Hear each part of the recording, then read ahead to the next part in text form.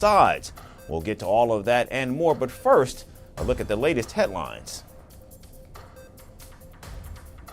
Ukrainian President Volodymyr Zelensky visits the UK to discuss strengthening defense cooperation and negotiating tougher measures to increase pressure on Russia.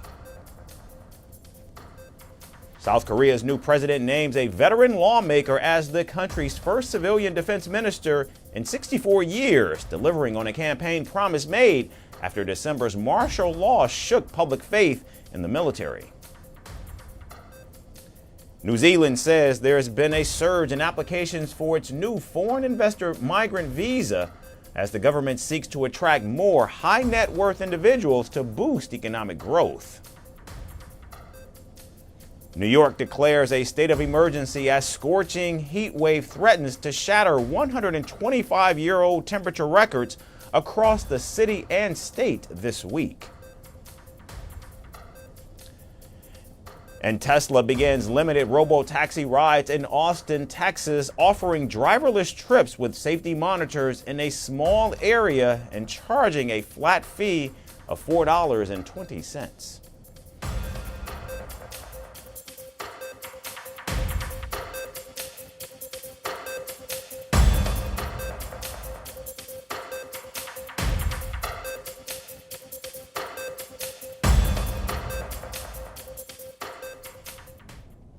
We begin with the latest from the Middle East, where tensions are escalating after the United States struck 3 nuclear sites in Iran over the weekend. Now Israel says it has struck regime targets in Iran's capital, Tehran, and also reportedly hit the Fordow nuclear site once again. This comes after the Israeli military said earlier in the day it had struck 6 airports in western, eastern, and central Iran, destroying at least 15 Iranian aircraft and helicopters.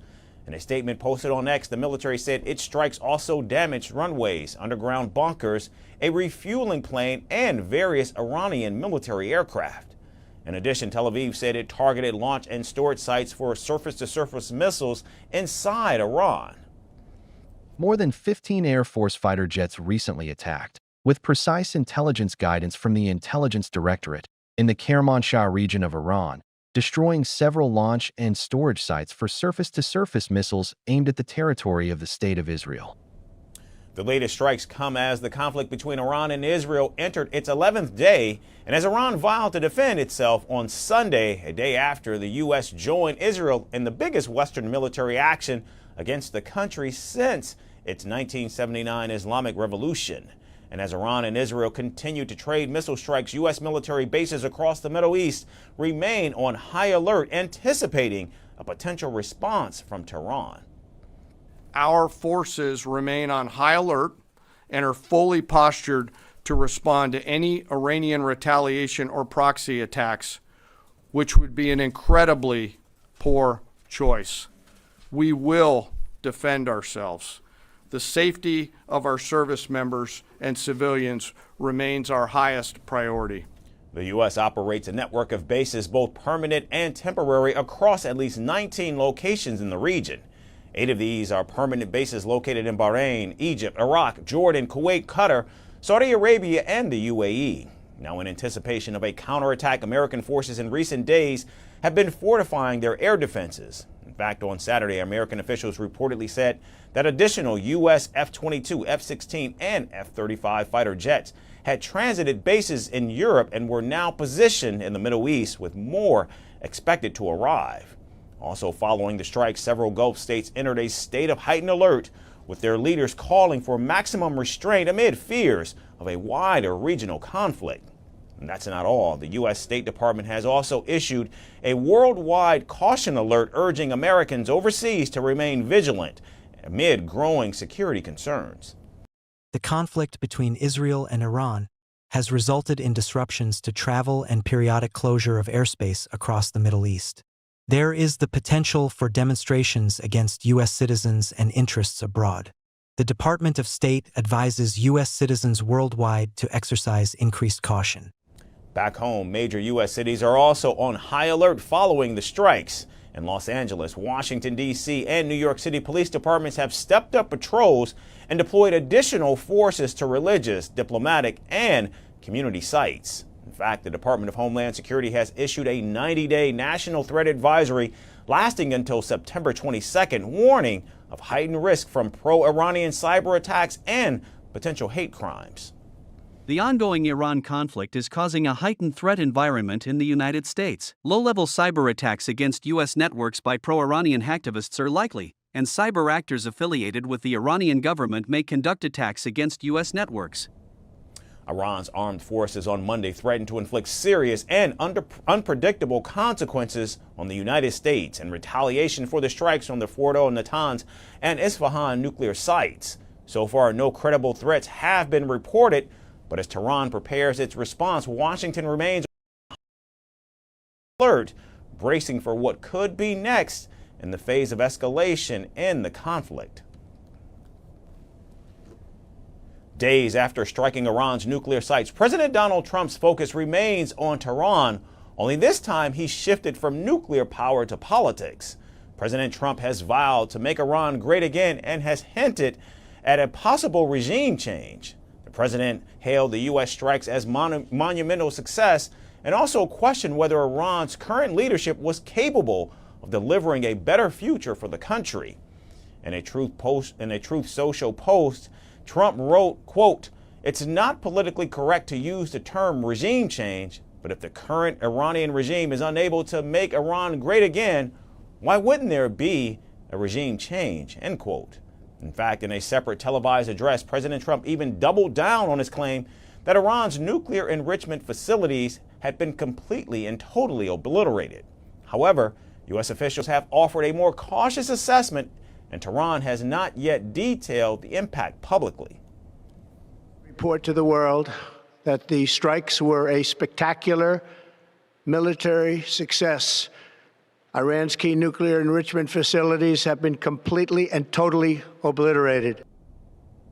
Now, Iran, on the other hand, has warned of retaliation, but has so far not struck back at U.S. targets directly. Speaking in Istanbul, Iranian Foreign Minister Abbas Araghchi said Tehran would respond in its own time.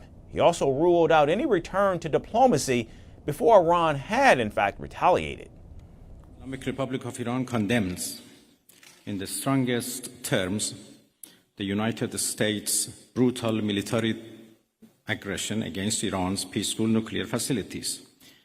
It is an outrageous, grave, and unprecedented violation of the fundamental principles of the Charter of the United Nations and international law. The warmongering and lawless administration in Washington is solely and fully responsible for the dangerous consequences and far-reaching implications of its act of aggression. Now, President Trump's warning follows Israel Prime Minister Benjamin Netanyahu's push around regime change in Iran. In fact, last week during an interview, he clarified that toppling the Iranian regime is not Israel's stated objective. However, it could be a result of escalating tensions between the two countries. Our primary objective is to stop the nuclear program and remove it as a threat. The second goal is to halt the advancement of ballistic capabilities, also to remove it as a threat. In the process, it's clear the regime is destabilizing. We're also hitting government-related targets and centers of power. You've seen this with the broadcast center, and there's more to come. But the matter of regime change is, first and foremost, up to the Iranian people. There is no shortcut to that. Therefore, I have not set it as an official or declared goal. It may be a result, but it is not an explicit objective of our operation. Now, during that same interview, Prime Minister Netanyahu also revealed that Israel had successfully destroyed over half of Iran's missile launchers. And the Prime Minister made the remarks outside a hospital damaged by an Iranian missile in Israel's Beersheba. Comparing the two nations, he said, quote, "We hit nuclear and missile targets and they hit hospitals." I instructed that no one in Iran will have immunity. Beyond that, it's neither appropriate nor necessary to add more. Actions should speak louder than words. So with Operation Midnight Hammer, President Trump says he's dealt a blow to Iran's nuclear program. But now it's anyone's guess if President Trump is prepared to topple Iran's political infrastructure. And amid growing hostilities in the Middle East, let's now turn to Europe, where Tehran is looking at its most powerful ally. Iran's foreign minister visited Russia earlier today and held talks with President Vladimir Putin over 48 hours after a major U.S. strike on Iran's key nuclear facilities. During the meeting, President Putin called the attack on Iran absolutely unprovoked and unjustified. This absolutely unprovoked aggression against Iran has no basis whatsoever and no justification whatsoever. For our part, we are making efforts to assist the Iranian people.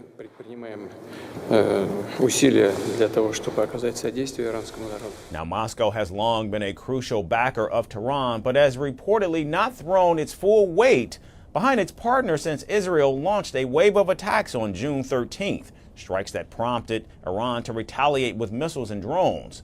And speaking ahead of his visit, the Iranian foreign minister said Iran and Russia share a strategic partnership and regularly coordinate their positions.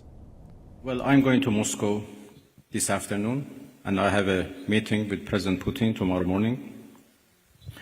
Russia is a friend of Iran,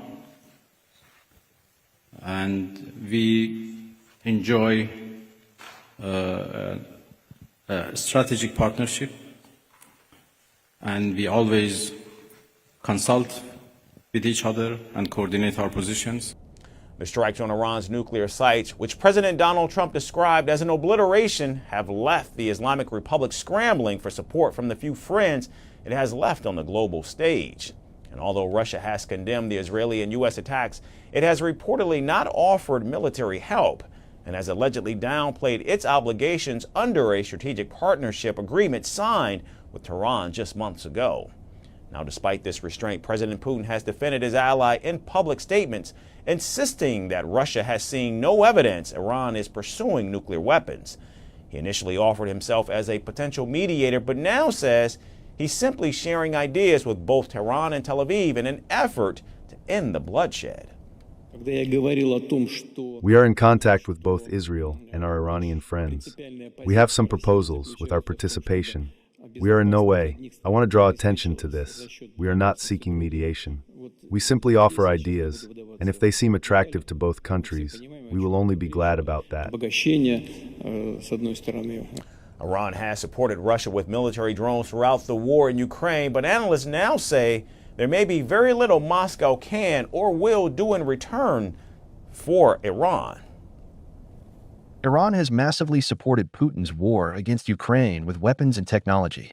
On his trip to Moscow, Iran's foreign minister Abbas may now ask Moscow to return the favor. However, Putin has probably little to offer beyond some words. He needs his weapons himself for his continued aggression against Ukraine. Yet despite this, a senior Russian official has made a more provocative claim.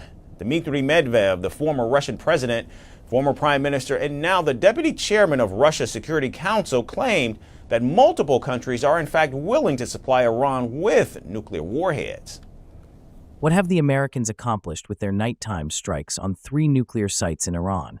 The enrichment of nuclear material. And now we can say it outright, the future production of nuclear weapons will continue. A number of countries are ready to directly supply Iran with their own nuclear warheads. Now, Medvedev didn't name any countries, nor did he offer further details, but his comment has stirred speculation about how far Russia might in fact go to support its Middle Eastern partner. President Putin, however, has struck a more measured tone, saying Russia is ready to support Iran's right to develop nuclear technology for peaceful purposes. We believe that Iran has the right to use nuclear technology for peaceful purposes, and we are ready, as we have been in previous years, to provide Iran with the necessary support in this area. But experts reportedly say Moscow is walking a very tight rope, balancing its strategic interests in Iran with the need to reestablish a working relationship with President Donald Trump's administration. Russia has already seen one valuable alliance crumble following last year's ousting of Bashar al-Assad in Syria, which has placed the future of its military bases in the country in doubt. And experts further believe instability in Iran could put Russian investments and infrastructure deals at further risk. So as Iran seeks solidarity from Moscow and as Russia weighs the risk of a deeper entanglement, the question now looms: how far, in fact, is Vladimir Putin willing to go to back his strategic ally in the Middle East? Tensions have exploded across the globe after the United States attacked Iran's key nuclear sites.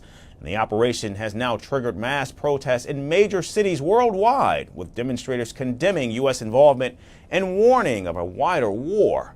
Demonstrators chanted "Hands off Iran" and "No U.S.-Israel war," accusing Washington of fueling another war in the Middle East. In fact, many even called the strikes a violation of international law and demanded an immediate ceasefire.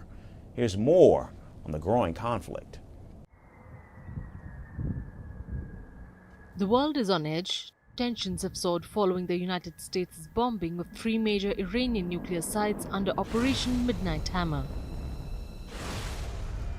The strikes sparked mass protests across several countries and raised fears of a wider war in the Middle East. In the United States, anti-war demonstrations broke out in major cities. Chanting "Hands off Iran," hundreds gathered at the Times Square in New York. In Washington, D.C., outside the White House, protesters marched with posters that read, "Remember Iraq, no more wars based on lies." Angry protesters also gathered in Los Angeles and Chicago, urging the Trump administration to pull back. Many even accused the U.S. of blindly supporting Israel in its conflict with Iran. This was the president that promised us not to get into any forever war. And here he is going again, following Netanyahu, following instructions from Netanyahu. I can't even believe that the United States is following Netanyahu. Protesters also took to streets in Canada. Outside the U.S. consulate in Toronto, demonstrators demanded that Canadian government sanction Israel and impose an arms embargo. My families are there, my relatives are there, my friends are there. I don't want them to die. I don't want anyone to die. No one in the world. War has to stop. And I expect the United States of America, instead of arming people, arming nations to fight each other, to use its influence to stop wars, not encouraging the war. In Asia, the backlash was fierce. Massive rallies erupted in Pakistan's Karachi and Islamabad. Protesters burnt U.S. flags bearing Trump's image and slammed the government's earlier call to nominate him for a Nobel Peace Prize. Pakistan's foreign ministry condemned the strikes as a violation of international law and warned of serious regional fallout. मैं फ़कत अपने हुकूमत पाकिस्तान को सिर्फ ये कहना चाहूँगी कि देखें इस जलसे को, इस आवाम को कि जो ना सुन्नी है, शिया है, सब मौजूद है यहाँ पर, लेकिन ये आपको बताना चाह रहे हैं कि हम सब ईरान के साथ खड़े हैं और आप इस सिचुएशन में ट्रम्प को नोबेल प्राइज़ देना चाह रहे हैं, जबकि जब से इस हुकूमत में आया है हमने नहीं देखा कि गज़ा पे कोई बमबारी रुकी हो, हमने नहीं देखा कि उसने फ़लस्तीन के लिए कुछ किया हो. Then in Japan, dozens demonstrated outside the U.S. Embassy in Tokyo. The fact that the U.S. is carrying out meaningless bombings in Iran has only made me more convinced that maybe it's actually the U.S. that's the real terrorist. When I saw this news, I feel it strongly. Isn't it the U.S. that's the terrorist here? On the other end, the Middle East was boiling with rage. In Iran's capital, Tehran, thousands gathered at the Enghalab Square. Protesters waved Iranian flags, punched in the air, and shouted death to America.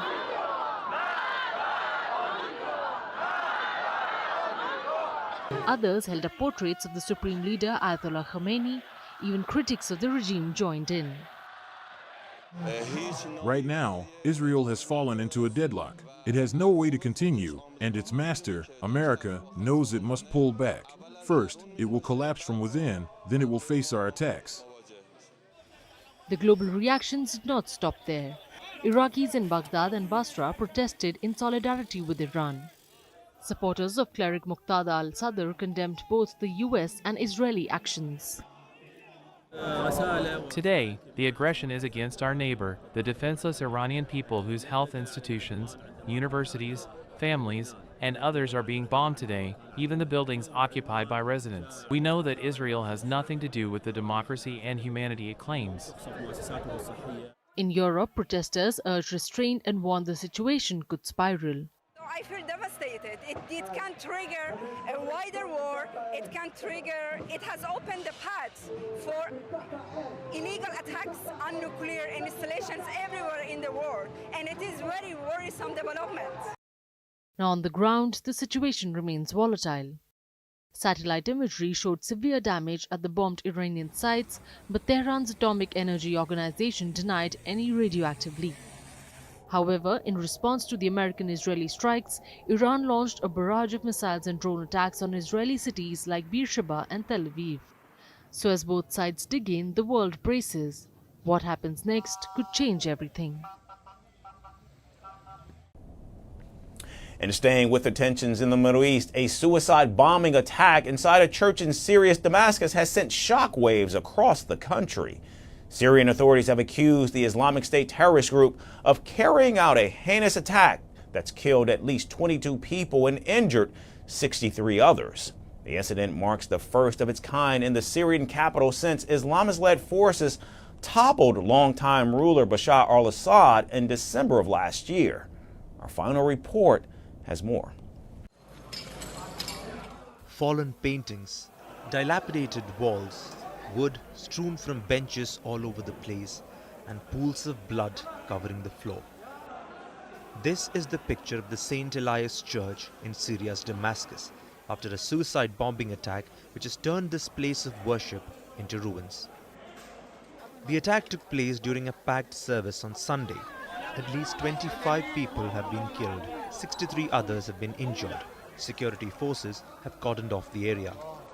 As per a statement by Syria's Interior Ministry, a suicide attacker affiliated with the Islamic State terror group known as Daesh entered the St. Elias Church in Dwella area, opened fire and then blew himself up with an explosive belt.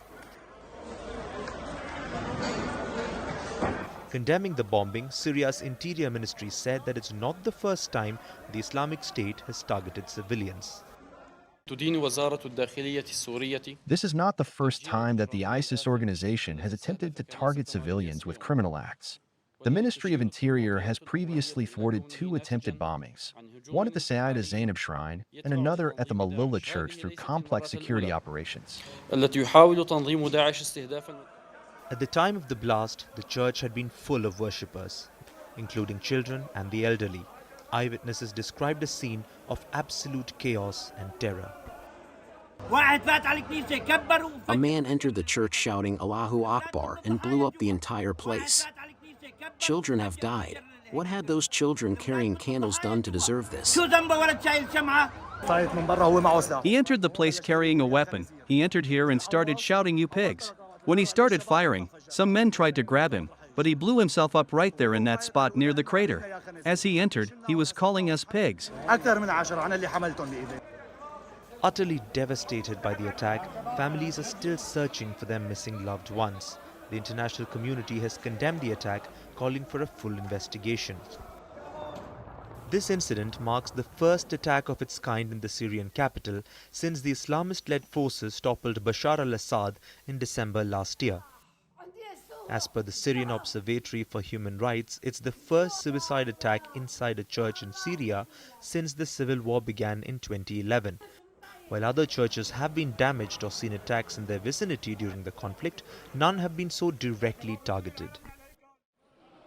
This attack highlights the persistent security challenges facing Syria's new authorities, with international bodies repeatedly urging them to protect minority groups. Syria's Christian community has faced immense hardship. Before the war, their numbers stood at around 1 million, but due to waves of displacement and migration, that figure has shrunk to under 300,000. Syria's foreign ministry has called the attack on the church a desperate attempt to undermine national coexistence and to destabilize the country. The Interior Ministry has confirmed that specialized teams are already investigating the incident, stating that such terrorist acts will not stop the efforts of the Syrian state in achieving peace. Just last month, the Islamic State claimed its first attack on Syria's new government forces. Authorities said they had arrested members of an Islamic State cell near Damascus, accusing them of preparing attacks. This attack serves as a stark reminder of the ongoing struggle against extremist groups in the region and the critical need for stability and security for all communities in Syria. That's our show for today. We certainly thank all of you for taking time to tune in. We certainly thank you once again for watching, and we look forward to seeing you right back here again tomorrow.